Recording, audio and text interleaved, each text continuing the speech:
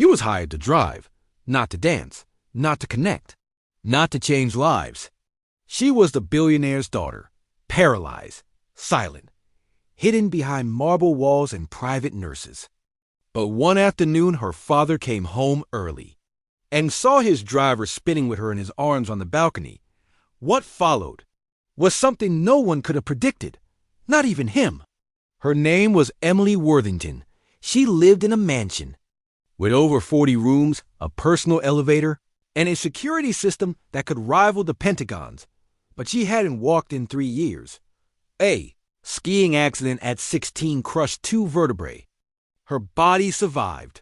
Her dreams DIDN single quotes T. Doctor said she'd never regain sensation below the waist. She went from dance competitions and ballet recitals to wheelchairs, to silence, to a lonely existence inside a home too big for her pain. Father Charles Worthington, billionaire investor, tech king, didn't know how to handle grief. So he did what he knew best. He built systems. Private nurses, physio staff, therapists, tutors, but none of them made her smile, because none of them stayed long enough to matter. Asterisk, when Charles hired Marcus, you didn't think much of it. Mid-20s, black, former dance major turned chauffeur, quiet, respectful, punctual. He kept his head down, called everyone sir or ma'am, drove Charles to meetings, airports, charity galas. Never spoke unless spoken to. But one day, after driving Charles to an overnight retreat, Marcus returned early to the estate. As he walked past the balcony, he noticed her, Emily, alone again, staring at the horizon, earbuds in, not moving. He nodded politely. She didn't look up. Then he heard the music, faint, classical, sad. He leaned against the column and whispered, "That's Chopin, right?" Emily turned, surprised someone recognized it. She nodded. He paused, then added, "I used to dance to that before life happened." That was the first time she smiled in months. Asterisk, over the next few weeks, things changed. Whenever Marcus returned to the estate, he made time to speak with her. Just briefly. No pressure. He told her about his love for modern ballet. She told him about the dance scholarship she had turned down before her accident. One day she whispered, "I used to fly before I fell." Marcus knelt beside her chair. "Then let me remind you how that felt." Asterisk, he set a small speaker on the patio, carefully placed his hands beneath her arms. "Ask permission first. Tell me if anything hurts." Then slowly, he lifted her from the chair, held her gently, one hand beneath her shoulder, one beneath her thighs, and started to move. He didn't spin her recklessly. He flowed with her. Like wind, like memory, like gravity didn't apply. For just a moment, her head leaned against his chest, tears streamed down. "I haven't felt like this in years." It was supposed to be a 3-day business trip, but Charles's meeting in D.C. wrapped early.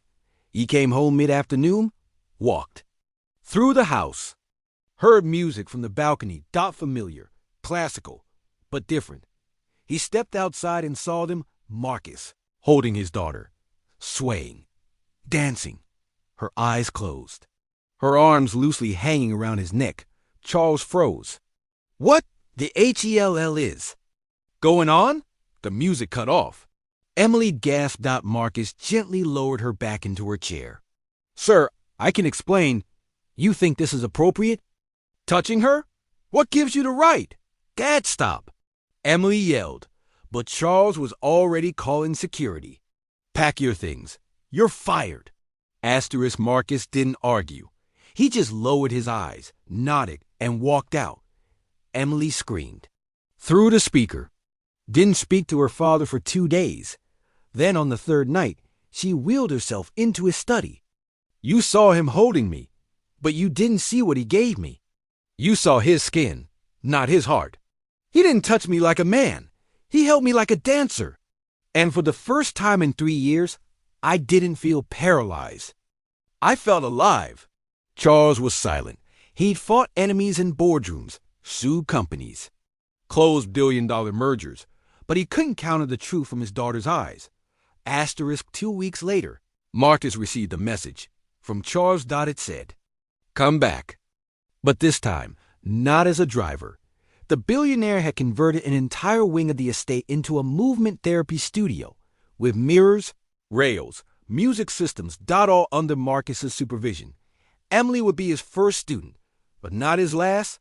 Charles would fund the program, and Marcus would lead it. Together, they launched Lifted Souls, a dance therapy project for children and teens with disabilities. Asterisk. He wasn't supposed to matter. He was just a driver, hired to open doors, not hearts, but he saw her.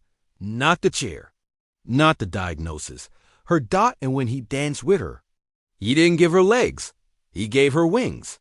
Sometimes the people the world pays the least attention to are the ones who lift us the highest.